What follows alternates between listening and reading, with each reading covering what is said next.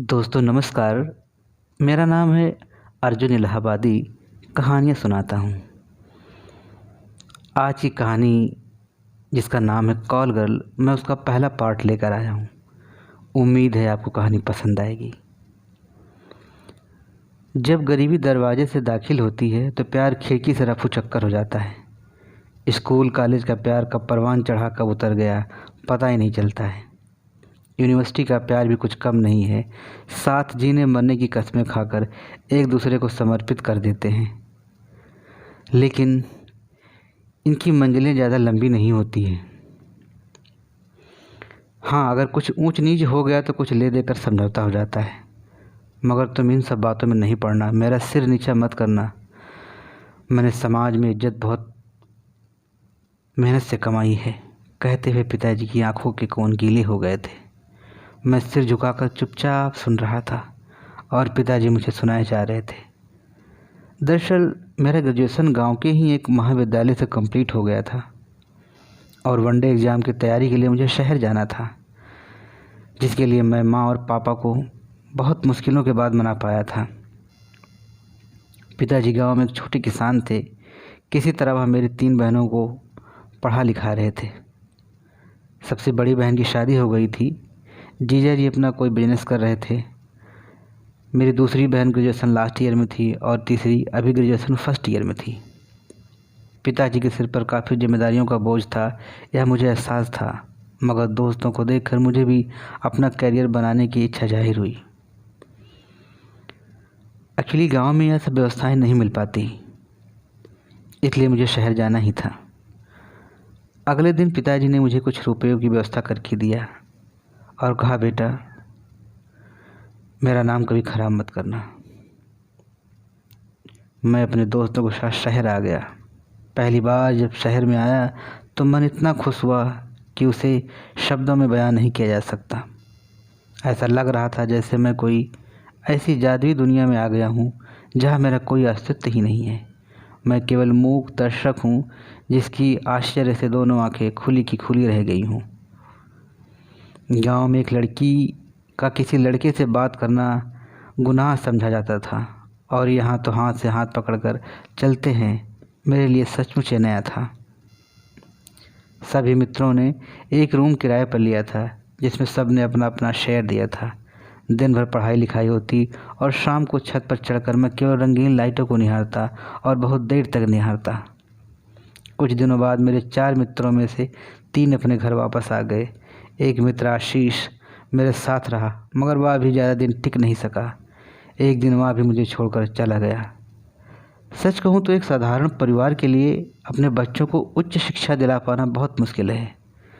आपको पता है, शिक्षा कल भी महंगी थी और आज भी महंगी ही है। बस वक्त और हालात बदल गए। मेरी परेशानी दिन ब दिन बढ़ती जा रही थी। अब मुझे पैसों की ज़रूरत पड़ने लगी थी। पिताजी को यह बात मैं नहीं बता सकता था कि मैं अकेले रूम में रह रहा हूँ। अगर उन्हें यह बात बता देता तो शायद वो मुझे गांव बुला लेते और मैं गांव जाना नहीं चाहता था। मेरे कुछ दिन ऐसे बीते जब मुझे सूखी रोटी, नमक और प्याज खाकर काटने पड़े थे। अंत में मैंने ट्यूशन पढ़ाना शुरू किया और मुझे कुछ पैसे मिलने लगे थे। मैंने कुछ दूर पर एक कंपटीशन की कोचिंग ज्वाइन की थी। सुबह 10 बजे मैं कोचिंग जाता और दोपहर को 1 बजे मैं कोचिंग पढ़ के घर आता। यह मेरा डेली रूटीन हो गया था। एक दिन कोचिंग में मैंने देखा कि एक लड़की जो सबसे अलग थी, वह ब्लैक बोर्ड की तरफ न देखकर जाने कहाँ गुम थी। मैंने उसे कई बार देखा, लेकिन वह इन सब से बेखबर अपने किन्हीं ख्यालों में गुम थी। जब कोचिंग का टाइम ख़त्म हुआ तो मैं उसके पास गया और हिम्मत करके बोला, एक्सक्यूज मी। जी कहिए। उसने आश्चर्य से बोला, आप कोचिंग में नहीं थी क्या? वह चौंकते हुए बोली, मैंने मतलब आप कोचिंग में थी मगर आपका ध्यान कहीं और था। हाँ, वो कुछ प्रॉब्लम थी, कहकर वो आगे बढ़ गई। मैं वहीं खड़ा कुछ सोचने लगा। अगले दिन वह कोचिंग नहीं आई। मैंने कई बार उसे क्लास में देखा मगर उसकी सीट खाली ही थी। अगले दिन जब वह आई तो मैं बगैर कुछ सोचे ही उसके पास वाली सीट पर जाकर बैठ गया। काफ़ी देर तक उसने मेरी तरफ देखा ही नहीं। मैं था तो क्लास में मगर ध्यान उसकी ही तरफ था। जब 1 बजे क्लास ख़त्म हुई तो वह तेज़ी से निकली और टैक्सी स्टैंड की तरफ बढ़ने लगी। मैं लगभग दौड़ते हुए उसके पास गया और हाय, मैंने उसकी तरफ मुखातिब होते हुए बोला।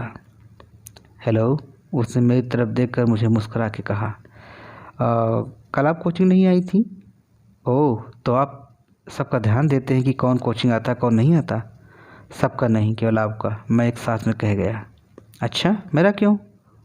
उसने मुझसे सवाल किया। कुछ देर तक मैं खामोश रहा, फिर उसने ही खामोशी तोड़ी। आपने बताया नहीं, आप मुझे इतना क्यों नोटिस करते हैं? उसने फिर सवाल किया। एक्चुअली मैं यहाँ नया हूँ, किसी को जानता नहीं हूँ। ओह, तो आप यहाँ जान पहचान बनाने आए हैं? उसने मेरी बात को बीच में ही काटते हुए तंज कसा। देखो, यहाँ हम सभी पढ़ने आए हैं, अपना भविष्य बनाने आए हैं, किसी से जान पहचान करने नहीं आए हैं। बेहतर होगा कि आप भी अपनी पढ़ाई करिए और माता पिता का नाम रोशन करिए। उसने मुझे फटकार लगाई। वह आगे बढ़ गई और मैं वहीं खड़ा खड़ा उसकी कही एक एक बातों पर हद पर सोचने लगा था। वह जब भी क्लास में आती एक बेहद खूबसूरत महक कमरे में भर जाती। वह किसी से बोलती नहीं और अपना ध्यान पढ़ाई में लगाती। मैं केवल उसे ही देखता, जाने कब उसे दिल दे बैठा पता ही नहीं चला। एक रोज़ जब वह कोचिंग से निकली तो मैंने उसे रोक कर अपने प्यार का इजहार कर दिया। उसने गुस्से से मेरी तरफ देखा और बड़बड़ाते हुए आगे बढ़ गई। मैं निरुत्तर अपना समूह लेकर खड़ा रहा।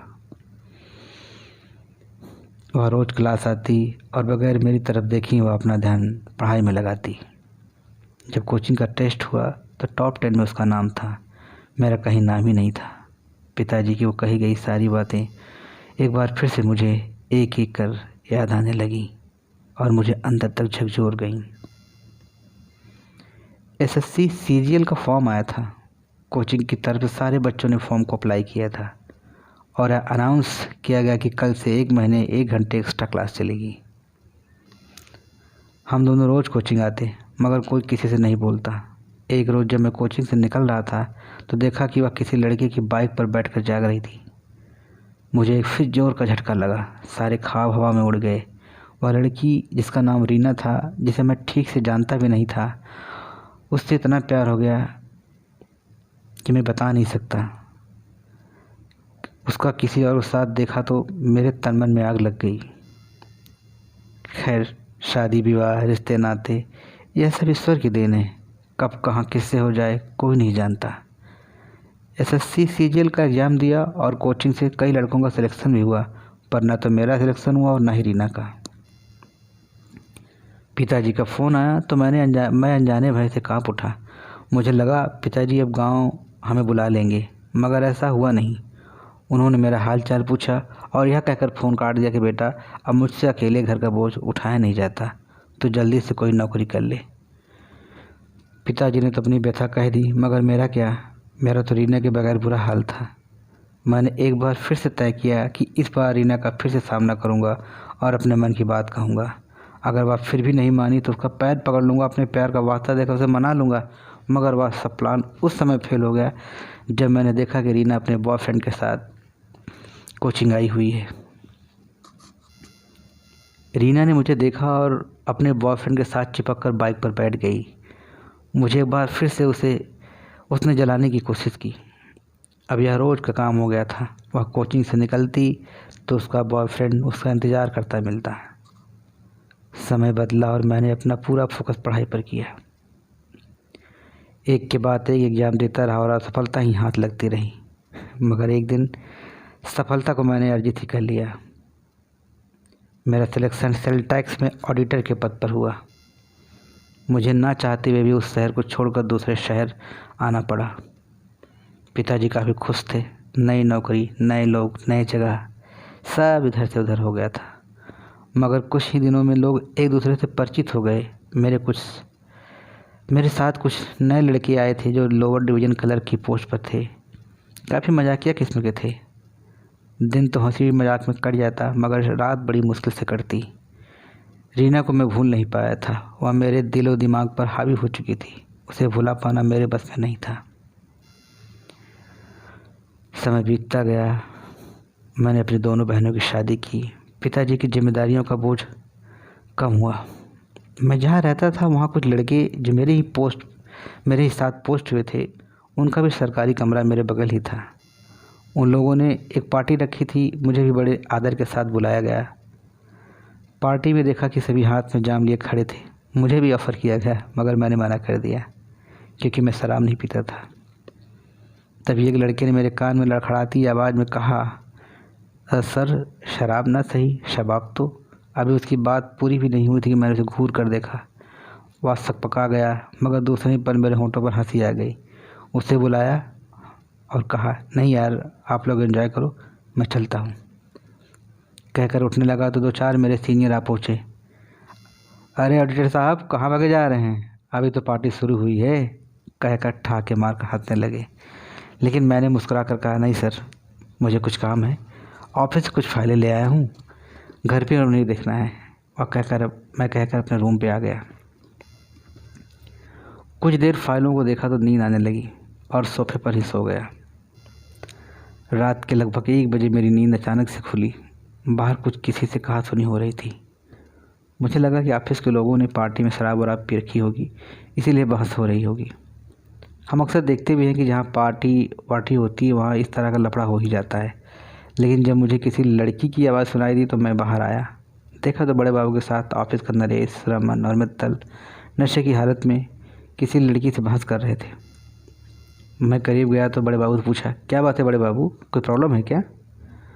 अरे ये साली पहले बोली थी कि 3 लोगों को 3000 रुपया लेगी, अब एक बढ़ गया तो 5000 मांग रही है, बड़े बाबू लड़खड़ाती आवाज़ में बताने लगे। मुझे यह समझते देर न लगी कि वह वही शबाब है जिसके बारे में लोग बात कर रहे थे। मैं सोच ही रहा था कि मेरे पैसे मुझे दे रहे हो कि। जैसे ही मैंने उस आवाज़ को सुना मेरे होश उड़ गए। पीछे पलट कर देखा तो वह रीना थी। रीना की निगाह जब मुझ पर पड़ी तो वह अवाक अपलक मुझे देखती रही और फिर बरबस उसकी आंखों से आंसू बरस पड़े।